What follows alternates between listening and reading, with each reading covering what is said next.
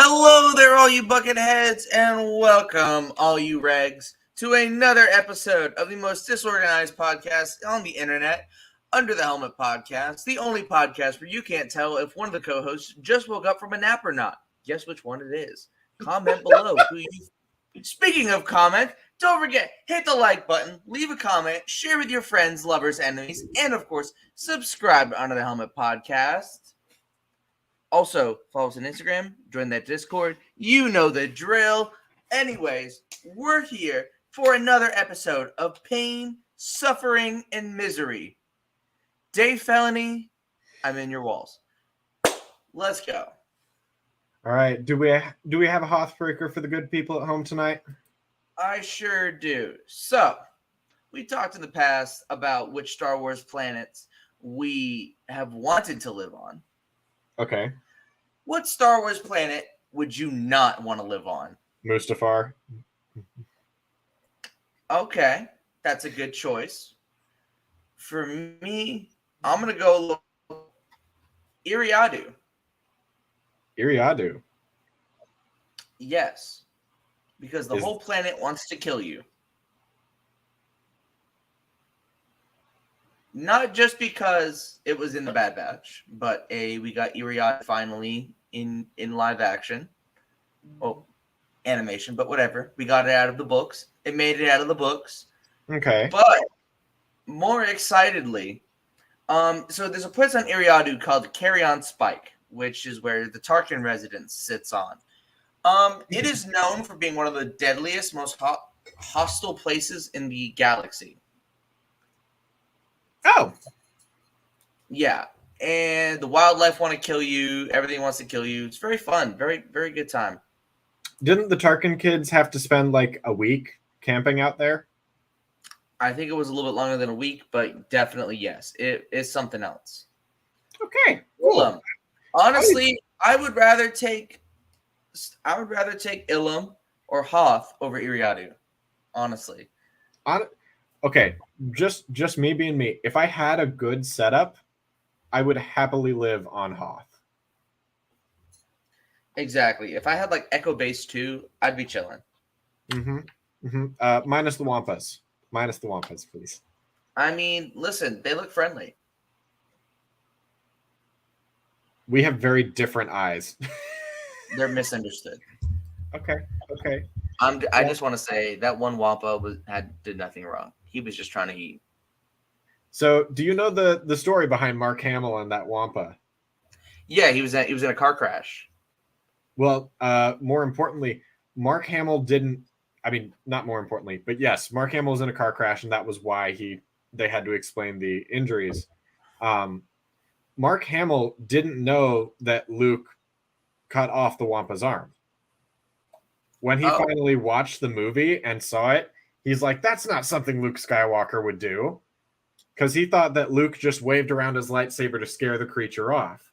And it was only until he saw the movie that he learned that Luke cut the Wampa's arm off, and he was pissed. Like, so, he phoned up George, and George essentially told him, "Mark, you've already been paid. Shut up." So what you're saying is that Mark Hamill has fundamentally disagreed with a director's interpretation of his character before the Last Jedi. It's kind of a regular thing from what I've gathered, but yeah. Funny. Interesting.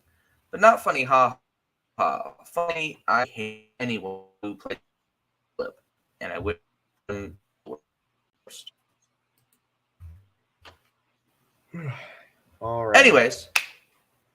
You ready? Let's do a little non-spoiler just for the peeps that haven't watched the Bad Batch finale in 2 weeks.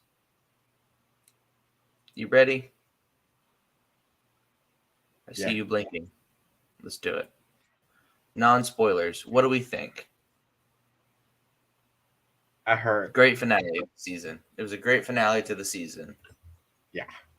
I think it really well sets up season 3. I know they haven't announced season 3, but that's only a matter of time, in my opinion, with the way the finale went. there's no way you don't get a season 3 out of this. Like, even if Celebrations this people, weekend. yeah. I mean, come on. There's not any more perfect timing.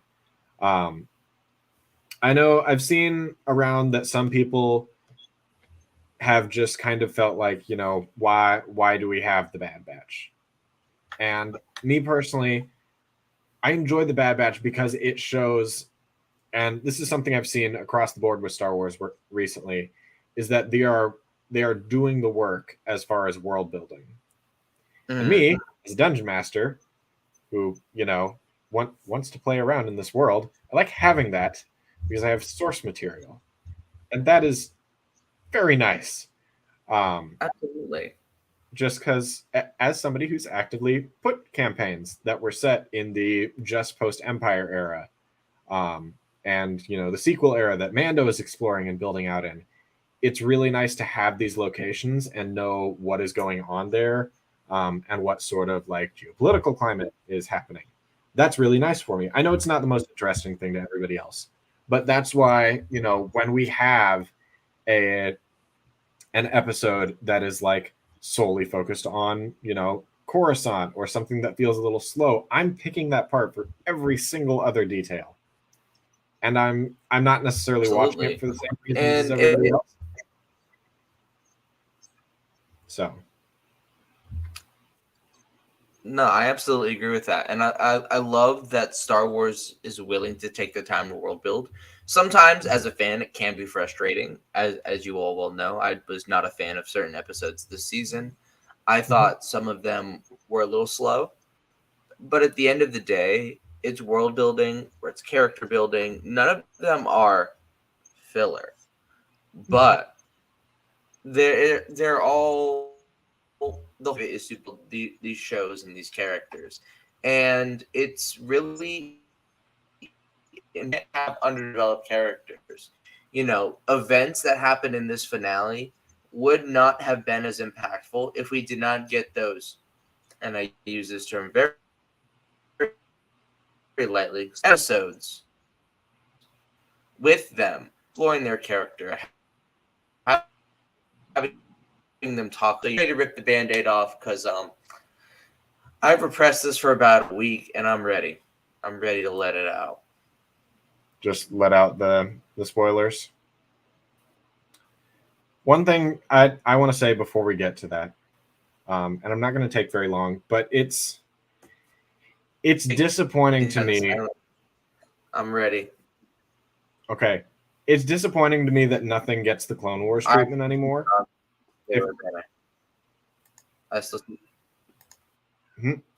Oh, are we switching to spoilers? Are we staying in non-spoilers for a little bit? Non-spoilers just for a second. Are we staying in spoilers? Not non-spoilers. Okay.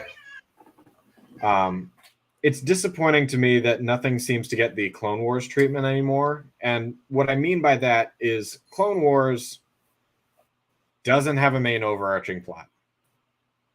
It is just arc after arc after arc and just episodes. It's not necessarily building towards one big thing. We're just happy to have it, and it just exists. And there's not this pressure of, oh, where is this going? Where is this going? We're just happy to have it. And we're like, okay, that was a really good arc of episodes. Okay, these ones were kind of, all right. They weren't my favorite, but I'm sure somebody else likes them. And honestly, I think that is in part, ultimately, yes, Bad Batch is more about telling a story. But I feel like if we look at it through that lens of how we used to look at Clone Wars when it was coming out, people would have a newfound appreciation for this show. But it's because they're putting it up against things like The Mandalorian. It's because they're putting it up against things like Andor that we are ranking it so differently. Absolutely. And the week to week, I've said it before, I'll say it again. The week to week approach is, I think, definitely hurts some of these shows. So I've been rewatching Clone Wars with my girlfriend, and we just made it through the first couple of arcs. We made it through. We're on Bombad Jedi is the next one we get to watch. And honestly, Bombad Jedi, I told her, listen, we could skip this one, but it's Padme episode. She loves Padme. So We're gonna watch it solely because Padme's in it and she's a baddie, but also by badass. Like, I just want to make sure we're over that 10-minute mark before I said a bad word. We're good. We're good. Sometimes safe. There we go.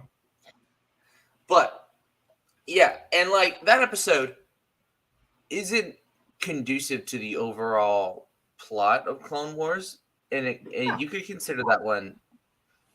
If it came out today, it would get lambasted. Oh yeah, people would be just dragging it through the mud. Absolutely. And I think this raises the question of what is the overall plot of the Clone Wars? Is there an overall plot of the Clone Wars? Because I feel like, yes, for season 7 we had one, but for seasons 1 through 6, they were just kind of there. My thought process is that the Clone Wars really shows the effect. Sorry, allergies are acting up. But the Clone Wars really shows the effect that this conflict has on the galaxy. I'm not tearing up, I promise. It's just allergies. It's okay. Look, this finale was difficult for all of us, and we all process it in our own ways. I'll talk about it. But no, the whole point of Clone Wars is to show the effects of this war on the galaxy and to show the situations and oppressions people were already put through. And then, and just show Palpatine just even more and more taking control of the galaxy. And it's shot through the lens of Ahsoka, so we could sympathize and make the conflict a little simpler. Because we get characters like Ahsoka, we get Ryo Chuchi, we get a ton of, we get a lot of younger characters that are learning lessons, and I think that's the whole point of the Clone Wars, is to have these younger characters less by they're more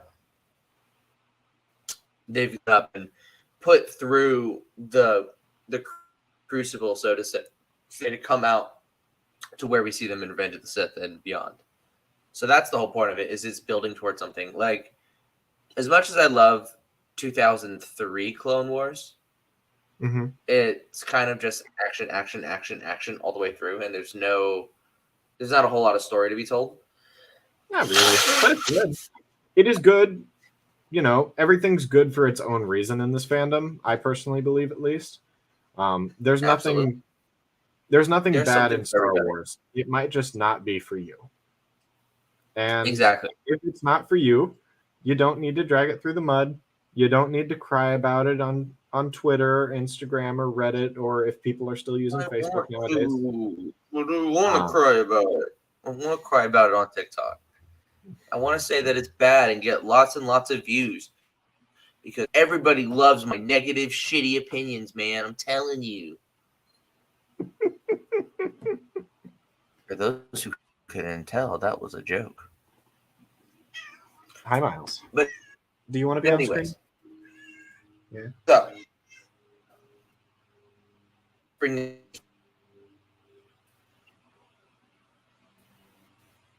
live cat reveal. Oh,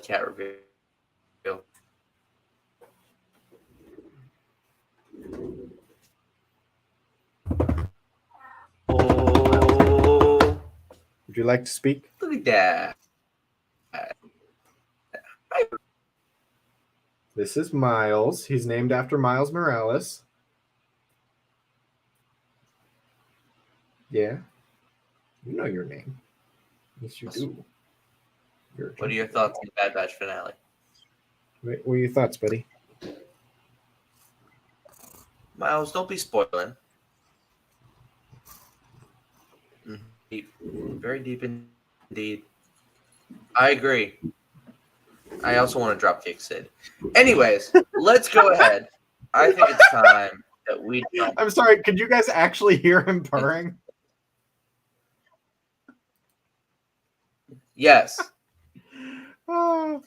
Absolutely. Give this video a like if you support orange cats. If you are a cat fan, a cat enjoyer, you have to give this video a like. Leave a comment, share it with your friends, and subscribe. Anyways, let's hop into spoilers because You want to rip the Band-Aid straight off?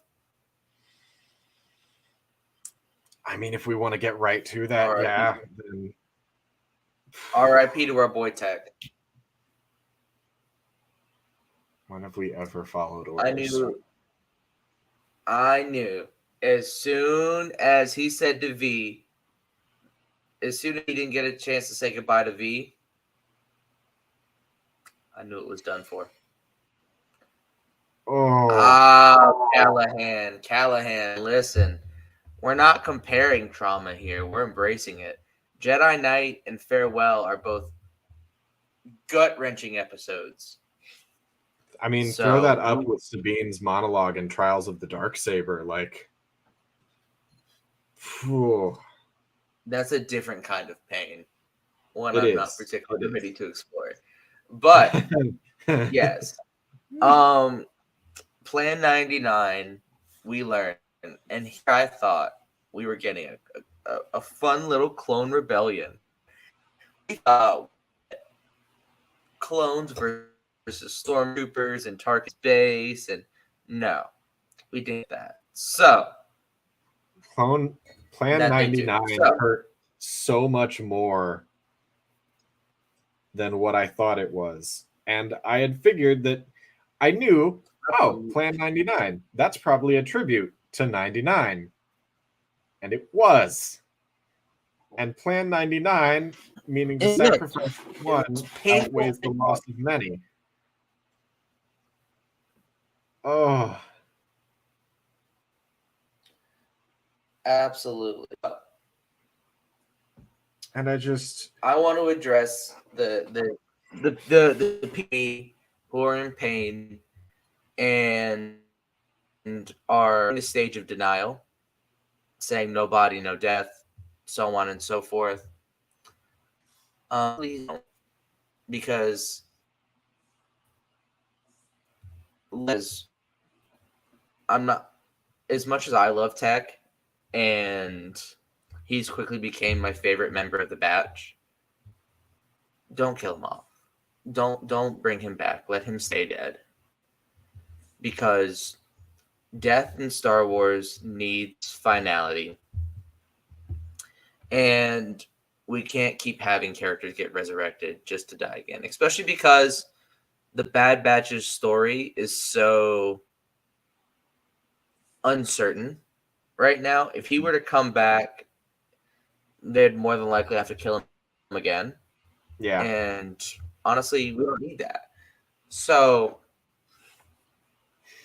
I would love that they harvested his body to study, but I don't think he would. I think he's dead. Mm-hmm. I think he got pancaked underneath that car, to be completely honest. I could see. I mean, yeah, it's very likely that in that crash, because he was at the bottom end of a train car. Like, it's understandable. Honestly, I'm not sure how the goggles survived. But, I mean, somehow they did. Also, because they were inside of his helmet. But yeah, that did. I was devastated because I noticed this the first and second time I watched it. But he closes his eyes and accepts his fate. Oh. Yeah.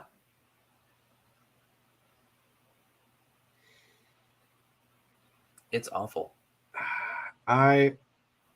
Tech's death, was ultimately, I saw it coming and it still hurt.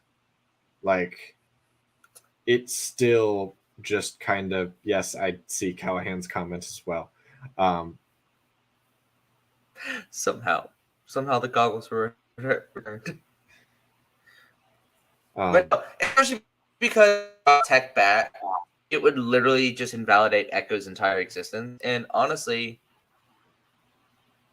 Echo needs a purpose in the back. Like, like he went off to join with Rex, not just to to fight the Empire. I feel like he felt a little unnecessary in the batch. Like, he joined up, yes, and he was very helpful, but by midway of season 2, hack stuff. Yeah. I just don't understand. And this is a tiny gripe. And Okay. and honestly, I like that Echo walks around with his comp link for a hand Mm-hmm. because it's great disability representation. But in this galaxy, with the amount of money that the Grand Army of the Republic had, Mm-hmm. can't they just give him a robot hand? Like on the comp link. I had thought I saw when they first showed the Bad Batch trailer, his Scompling hand having a like robot hand that could be swapped out, and they never showed that. So It was like in a toy yeah. set or something like that. Right. Well, I mean, they didn't do it right in the Lego set, but that's neither here nor there. Yeah, I'm still not letting that go. That was rough. That was silly. That I don't that's know sad. what they were doing. The only member of the Bad Batch.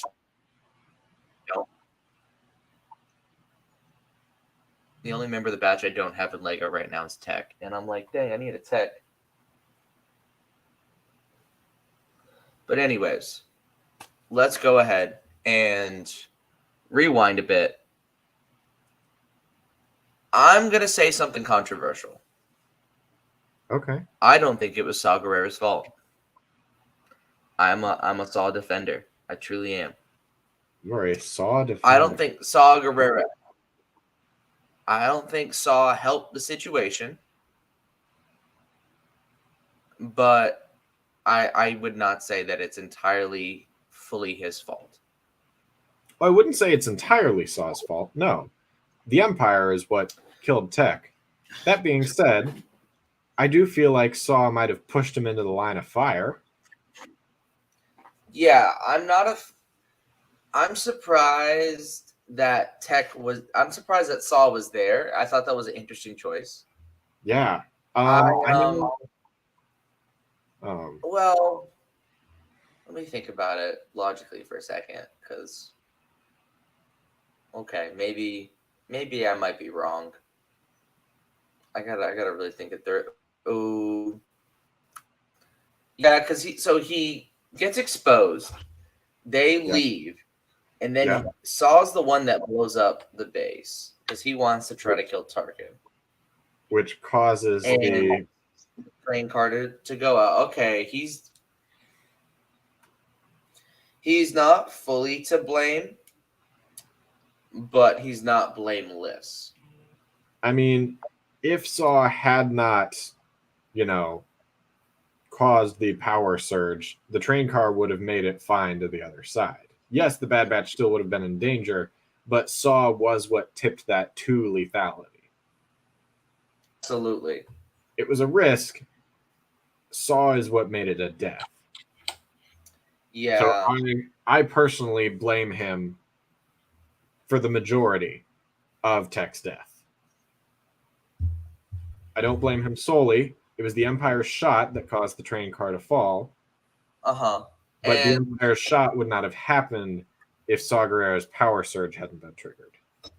Absolutely. And it's one of the conditions that led up to his death, but I think by solely blaming it on Saw Gerrera, you're sort of taking away from the impact of his choice.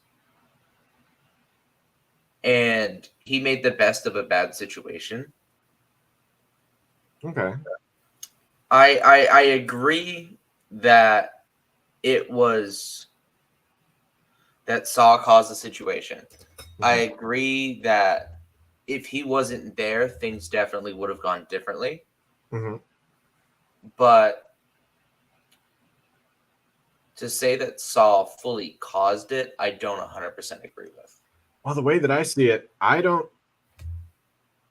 personally feel that if Saw Gerrera had not been there, because dial it back to the original reason that Hunter and Echo strayed away Yeah, so the Bad Batch go to Sauce. Iriadu because they wanted to find Hemlock's ship so they could trace him back to Mount Tantus. Mm-hmm. So all that's the beginning being said. And it's a great point. It's a great lead up.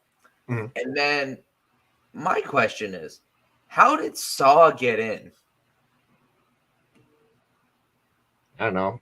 We don't ever focus on Saw Gerrera. He pops up places. He doesn't get the focus. He did a little terrorism to get He did a little terrorism. He's always doing a lot of terrorism. Right. It's like his whole shtick. That's kind of his thing. He's a terrorist. He does terrorism. Yeah, you got me there. He is a terrorist. Yeah. But I got no comeback. Yeah, he's a terrorist. Now that I think about it, Saw Gerrera is everything we see of Saw Gerrera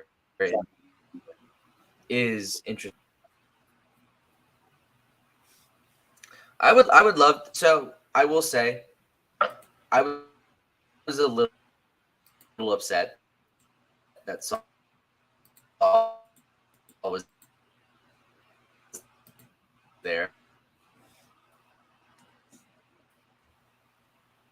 Okay, ready for Saw Gerrera to wholeheartedly defend him, and that's going to be really tough now.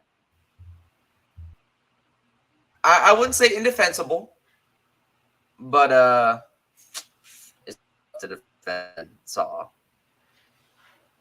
But we'll see. We'll see how it goes.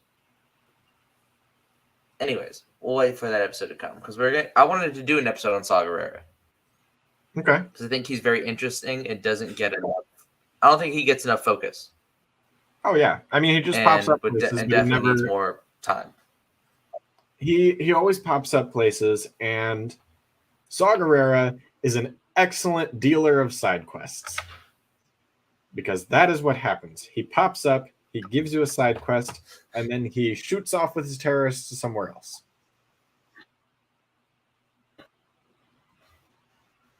He's also a great boogeyman for the Empire because you have to think a clip from what's the episode with was his people. Sorry, you're cutting out real bad. What's that? Saw Gerrera killed his people. I just remember that episode of Rebels where Saw Gerrera's rebels were the ones that killed off. That killed off Callista's crew. Yes. Was that the Geonosis episode? It was the one. It was the Lasan one.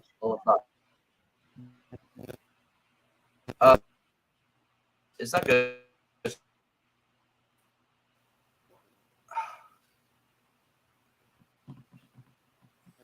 Oh. Yeah. Anyways, but I can move on from this topic. Okay.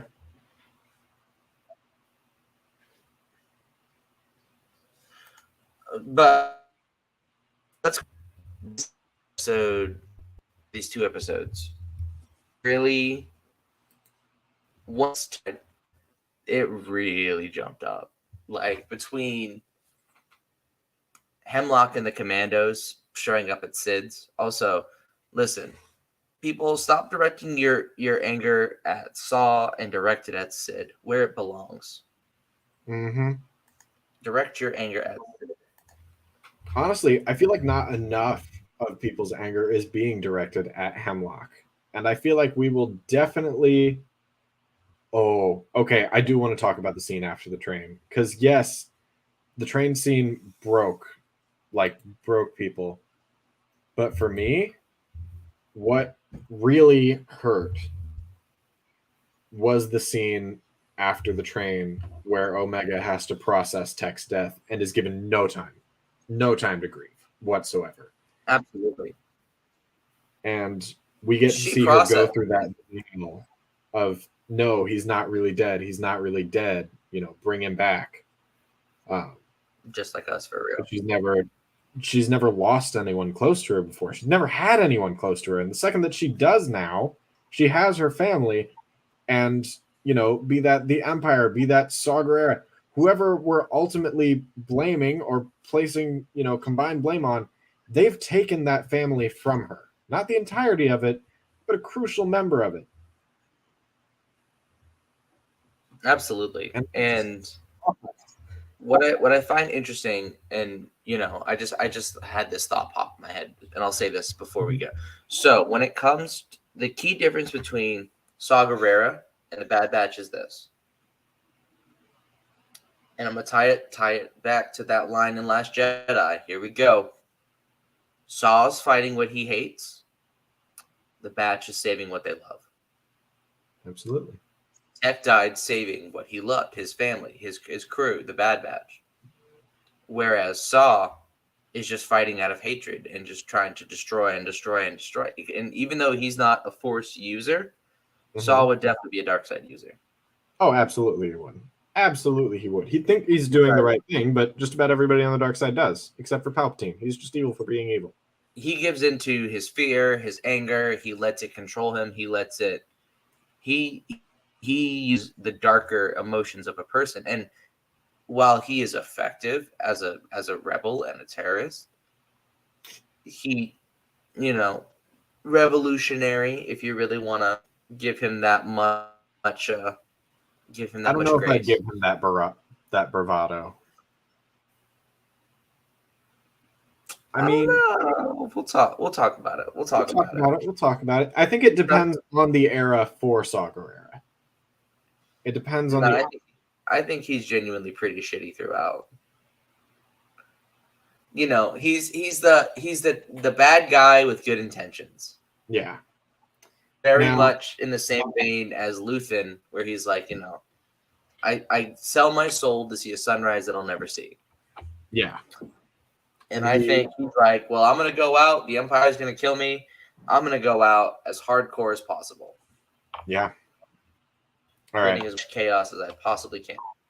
I feel like if we keep going with this, we're just going to turn into a Saw Gerrera episode. Yep, I'm done. All good. But that being said, I do like this conversation, and I really like to see where it goes in the future. We'll definitely do. I'd love to do just a deep dive on, just the psychology of the character of Saw Gerrera and what makes this revolutionary or terrorist. We'll have to. I'll definitely bring it up, especially after rewatching the Onderon arc. It's gonna be big. I mean, we'll have to do our research. Absolutely. Anyways, so absolutely, Omega doesn't get time to grieve. The Batch doesn't get time to grieve. We actually see Wrecker cry. Yeah, and you see the physical effects that it's had on the Batch. I mean, Hunter, isn't he in a sling? Yeah, Hunter's in a sling. Wrecker's in a full neck cast. He and they all go to Sid for help.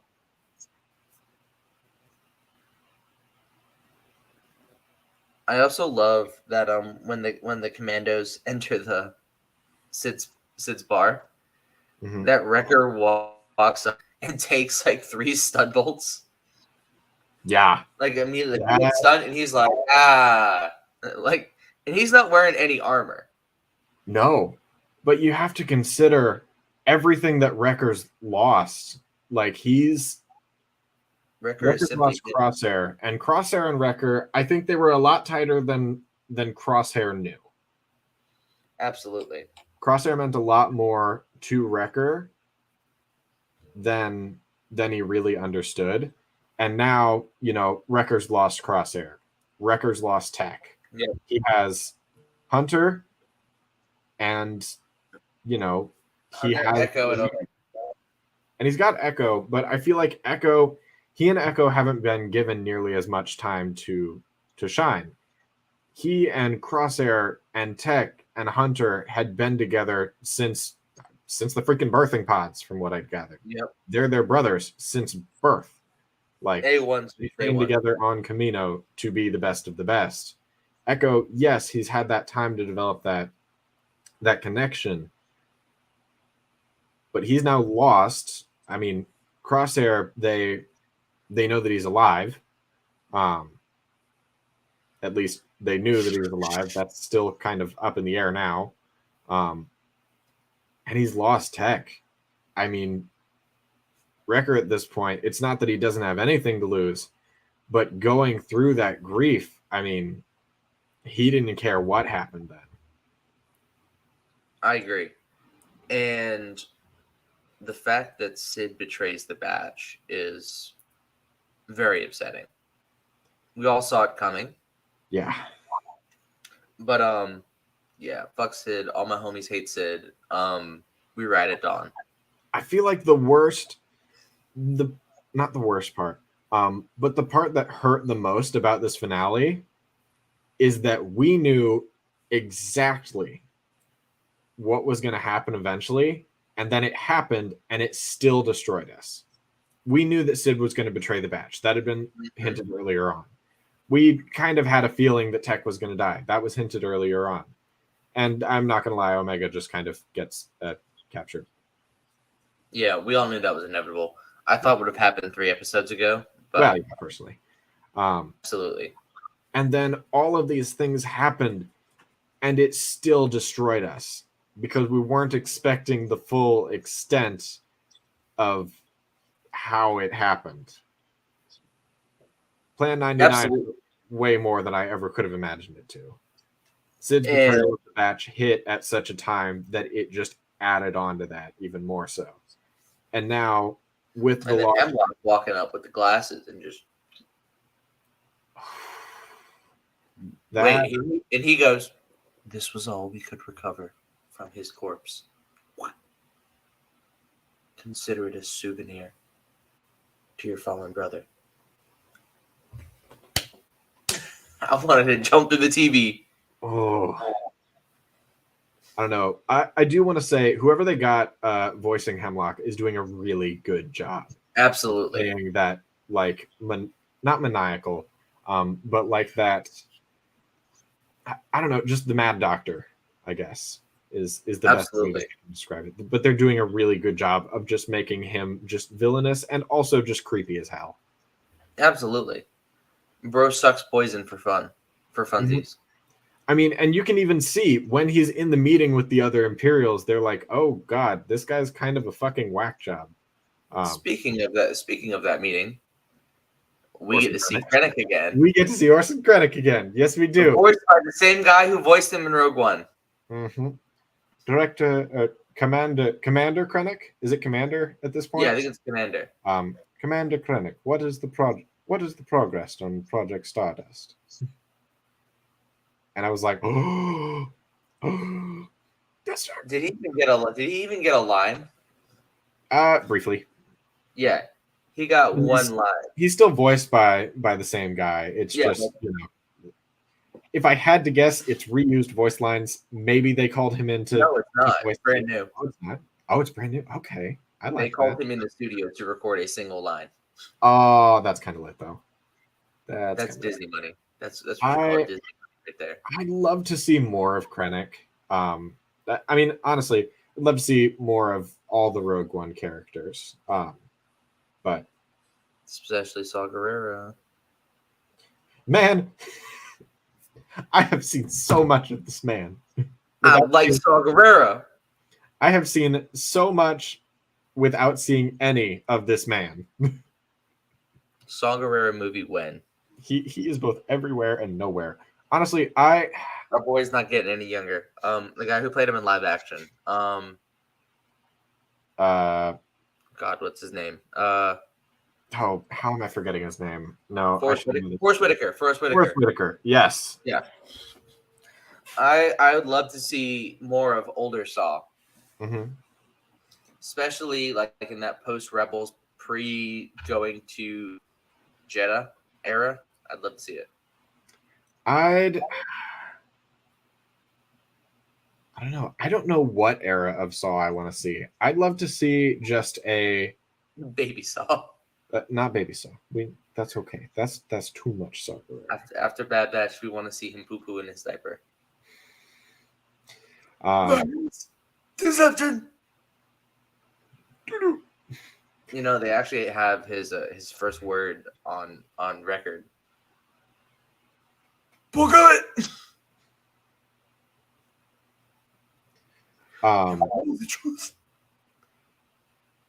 I think it'd be very interesting if we got a 3-part Saw Gerrera series.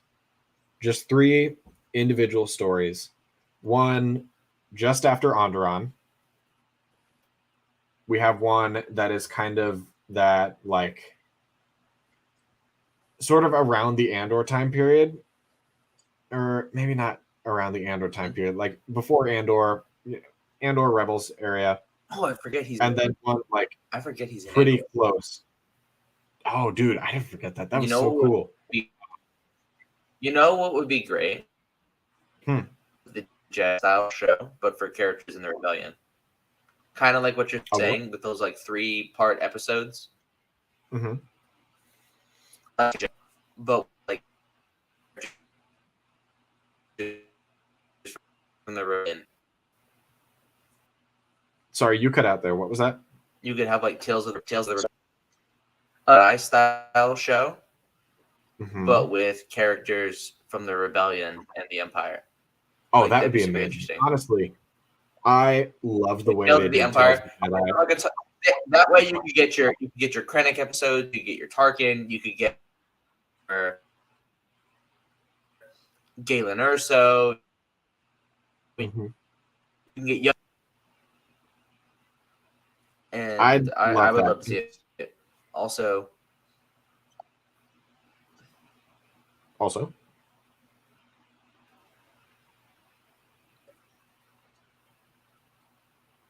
you said also? What? And then you cut out?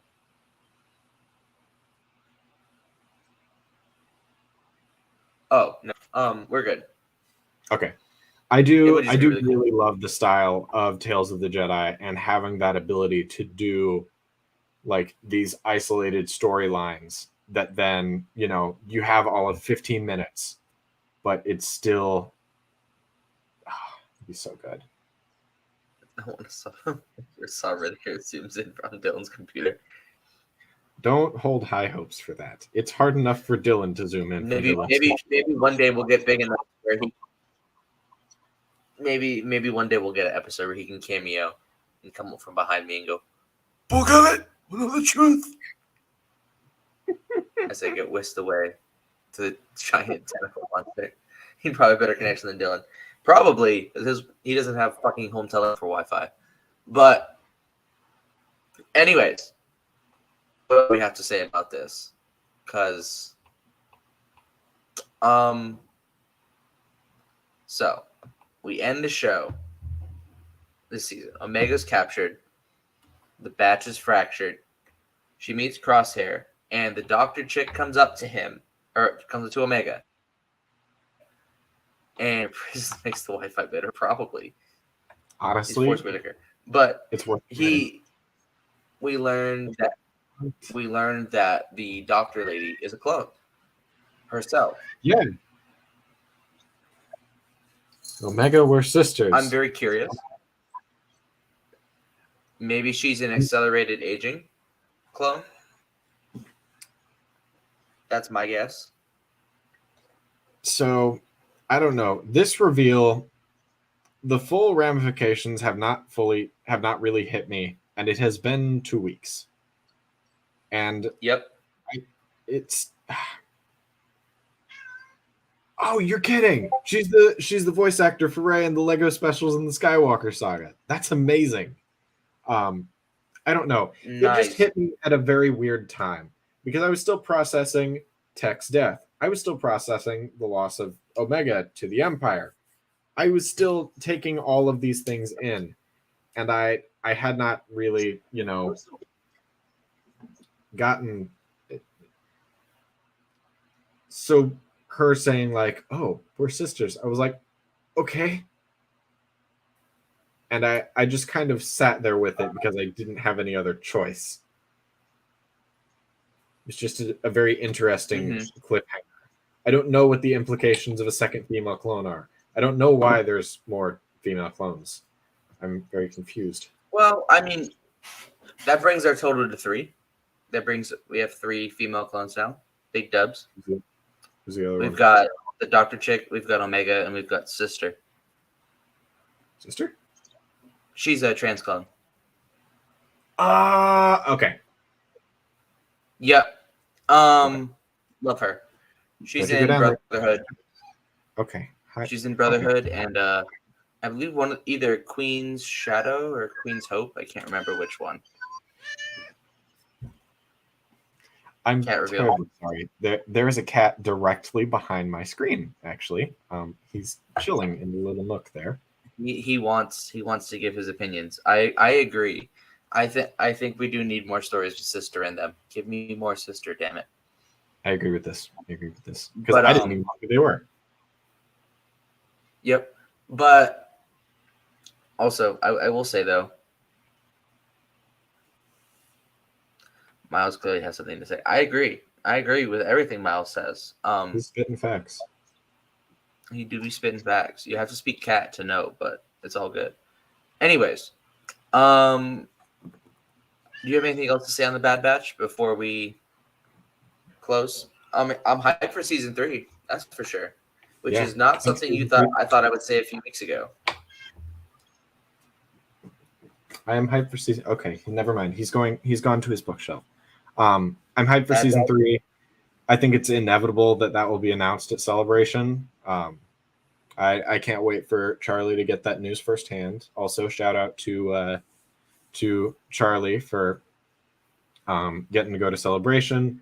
I've been kind of following that news train, listening to Clone Army Radio. I also felt obligated to shout you guys out because you shouted us out in your second most recent episode. They talked about not just us, specifically your ass telling them to read Shadow of the Sith, because there is a Shadow of the Sith reference in that Mando episode. Wait, what? Yeah. I think it's one of the planets. There's a Shadow of the Sith reference. Or no, it's Ariadu from Bad Batch. No, wait, no. I'm getting this wrong. Ariadu was in Tarkin. Yep. Okay. I know there was a Shadow of the Sith reference in either Mando or Bad Batch. Huh. Interesting. If it was, I did not catch it. So I'll have to go back and double back and look for that. I'll have to go back and listen to that episode. I'll get an update next one. So thanks, Clone Army people. Hi. Go listen to Clone Army Radio, you want, Brad? Yes, go listen to them. They're great.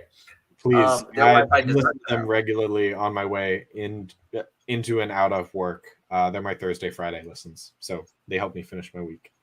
If you want a podcast that doesn't cut out every 3 seconds because of bad Wi-Fi, go listen to them. Yeah.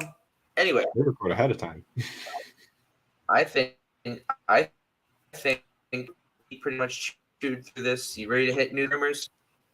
I'm ready to hit news and rumors. I have Hammer.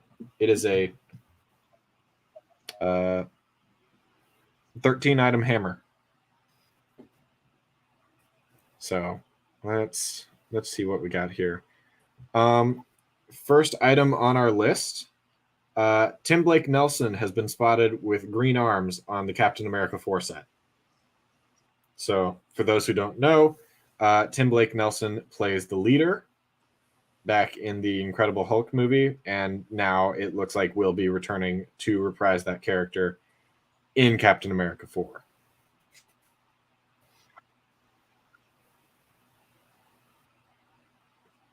And then let's see.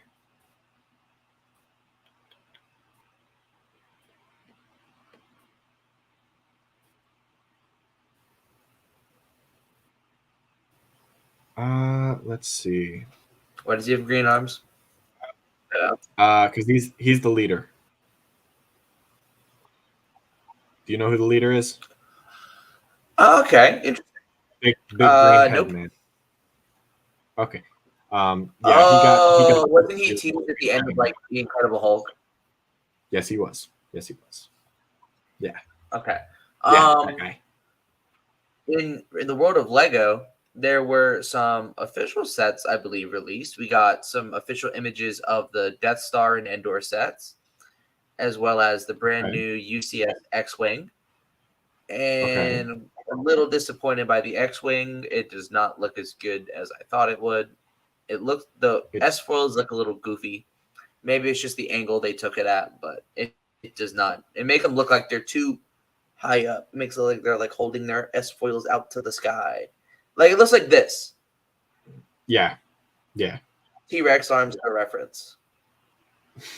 Other than that, though, it does look pretty. I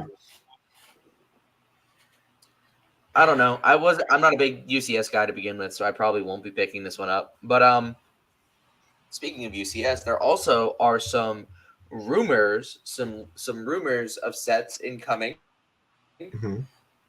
and they are based around Ahsoka. There is Ahsoka's T6 shuttle, a new version of the Ghost. Ooh. Also, a UCS Venator and a new Republic gunship, which is supposedly going to have Commander Fox in it. I've been seeing a lot of these leaks Is it around minifig scale? Instagram. It is minifig scale, and it's going to be a Coruscant Guard one. So it is Commander Fox, Palpatine, I think Padme, and 2 Coruscant Guard troopers. Honestly, I might pick it up if I see it. That might be worth it. The Ahsoka's T6 shuttle sounds really good. The Ghost is an absolute pickup for me.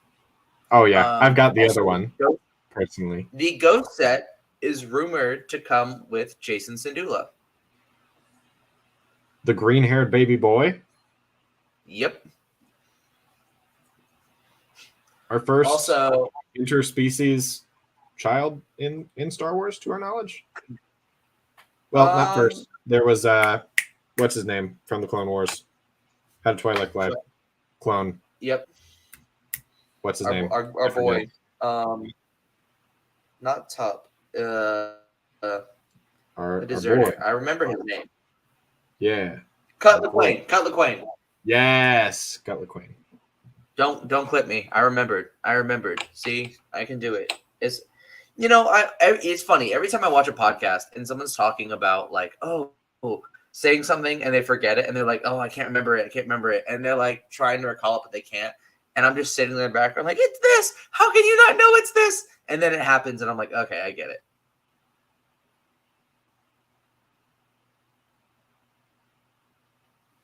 But yeah, so all the new Rebel sets look really good. Also, did you see they're doing a set for the Young Jedi Adventures? That is officially revealed. That. And I really like it because we have Lego Pantorans. We have a Lego Pantoran for the first time ever. Oh. We're finally getting a Jedi Temple. Yeah. And we're getting High Republic robes. That part excites me. Republic Yoda. Let's go. I'm excited. I'm excited for that set. It's going to be a pickup for me, for sure. Oh, yeah. Let me see what I've got here. I have Wonder Man news. Not every day we get that. Demetrius Gross has been cast as Grim Reaper in the Disney Plus Wonder Man series. Nice. I have no idea who that is. Nope. Also, did you see we got a Secret Invasion trailer? Yes, and it was so good. It was. Oh, it was so good. I'm terrified, but it's so good. And I think that's a very healthy emotion to be having with Secret Invasion. Yeah, Secret Invasion. But yeah, what else you got? I think that's pretty much most of my news. For you, yes. For me, my news and rumors day is not done. Let's see. Filming has wrapped for Joker Folie à Deux. So that's going to be interesting. Yeah, we have behind the scenes photos of Harley Quinn, and I gotta say, I wasn't convinced when I first heard Lady Gaga playing Harley Quinn, but I've been convinced with the photos got me real excited. I would say she looks really good. So kind of got rid of my Oh, and a trailer for Blue Beetle and Across the Spider-Verse. Yes. Oh. Okay, Across the Spider-Verse looked great. I actually, confession time, I have not seen Blue Beetle in its entirety. I've been very busy these past few days. You haven't seen the trailer? It's good. I've seen bits and pieces, but I have not sat down and watched the full official trailer. There's one joke at the end. Oh, yeah, they call Batman a fascist? Yes, where they call Batman a fascist. That's funny to me. Listen, and here's the thing. I saw people crying about that and complaining about that. You know, you're grifter types. But like, bro, if you can laugh at the Batman fucks bats joke, then you can laugh at someone calling him a fascist.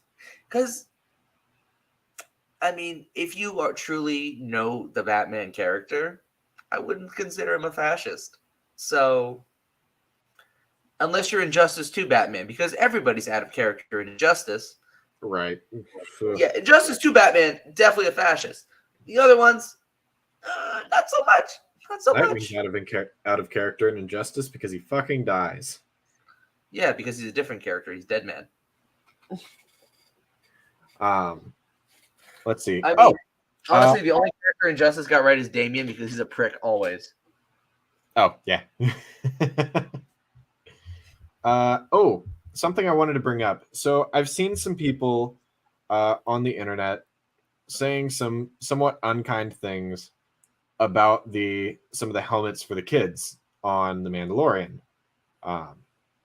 Because we've seen some people have seen how some of the helmets have like open backs to them. Some of them look like they're made out of different materials. And there's a reason for this. Some of the children cast had special needs, and this is quoting someone who worked on the set. Some of the children cast had special needs, and just like we adapt to fill those special needs in today's society, it was cool with everyone that we adapt this child's helmet so he could make it through production. Consider it a Mandalorian adaptation, meet folks where they are. And I really liked this just because the idea behind Mandalorians originally, with them being a creed, not a people, was that, you know, they would accept anyone who, you know, chose to walk the way, so to speak. And so I think it's really cool that we are getting that special needs representation within Mando. I know it's not like super clearly shown, but the fact that it is there is really nice. I think it'd be cool if they touched on that more. But unfortunately, I don't know the way. Honestly, I like when representation is done without making it a big deal. Like, not making it the focus, but putting it there. Because here's the thing. Implying, I understand why people do it. And there has been so much media without disability representation that you have to have those moments where you have that breakthrough moment. But disabled people live just like all of us every day. And to have to just have somebody there in the background to where, honestly, I didn't even notice it was a thing until I saw that news article about it. And I think that's really cool. And I think... Go ahead. And I wish we could have seen more of it, or at least having them been in, like, you know, more of the shots just visible. That would have been nice. But you know, you can still see them if you look for it. Absolutely. And they were front and center in one of the shots, I believe, when they're pulling the birds out of the ship. But yes, okay, that I remember. So did they get brought to Navarra? That's a good question. We'll answer that in a Mando episode, because this week's Mando episode is worth taking the time to talk about later. Yes, I actually have a full page of notes right here, and I'm prepping a second one because I had a lot to say about this episode. Okay, I'm interested. I've got a little bit to say about it, but okay. I have a lot more. Live action Little Mermaid will change the lyrics to "Kiss the Girl" to add implying. I was not aware of that. Shrek 5 has been confirmed with the original cast. That's exciting. I didn't know we needed more Shrek, but I mean, they teased it pretty also well at the end there's of a Puss in clip Boots 2. circulating from the new Survivor. Yep. Here. While you read off stuff, I want to get my save real quick. I want to show something off. I have literally 3 more things, but okay. I want to talk Jedi Survivor because we've seen people getting access to getting to play that footage, and there's so much customization. I know customization was something that people felt like was lacking from Fallen Order. And now, I mean, you can change outfit, you can change hairstyle, you can change facial hair, which I probably won't have him rocking, but that's just me. They're gonna have Cal looking red. I've seen the videos of him looking like a redneck himbo, and I can't wait. Yes, and from what I've seen of the lightsaber customization, it gets in depth. You have handles, looks really good. Switches on both ends. You have the connector pieces. It's nice. You even have BD1 customization. I'm so excited to his core components, his internals. Yeah. I want to say this. So I saw a clip from Survivor the other day where Cal does an Obi Anning. So he stands there.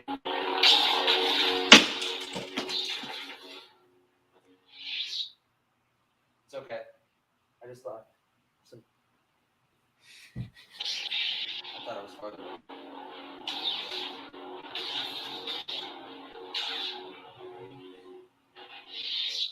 There. Very nice.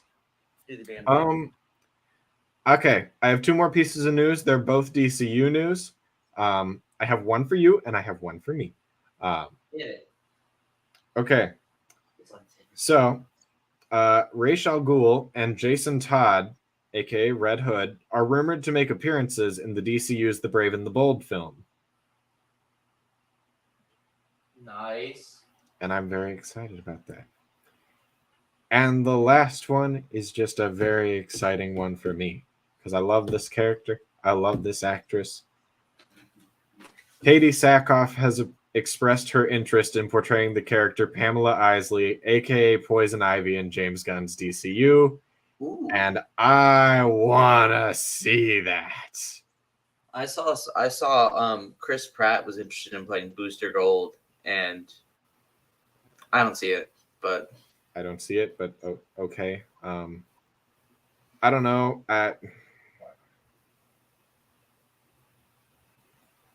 not a fan. Not a fan of it. I don't know. Isn't he supposed to be a young guy? Yeah, Chris Pratt's kind of old. Yeah, I mean, like. That being said, hey James Gunn, I'll play Booster Gold. I'll play him 10 times better than Chris Pratt could. It's me, Mario.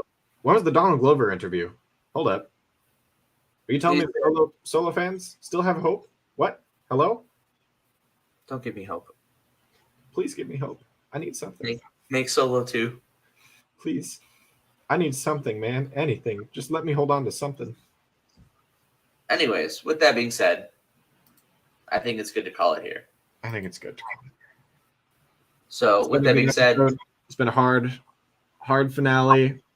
I think we've got a lot to be excited for with season 3 when it gets announced at Celebration. And if it doesn't, I might cry a little. Yeah. It's going to. It's going to. You want to do the outro while I spin? Sure, I can do the outro while you spin. Thank you to everyone for coming out for another episode of Under the Helmet. As Dylan normally... I got this. It's good. I can do this. You can do it.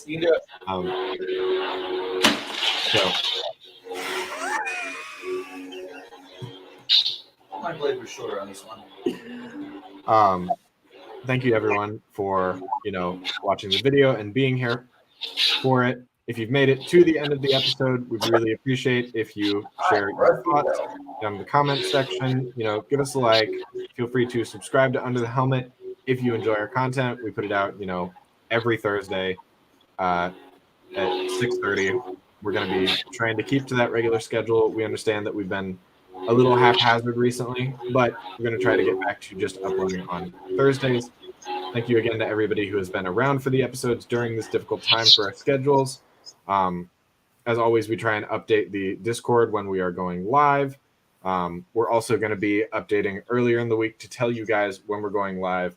We're going to be doing that about Sundays and Mondays. And then I just wanted to update you guys now. Actually, no, we're going to save that for later. But thank you, everyone, for coming out.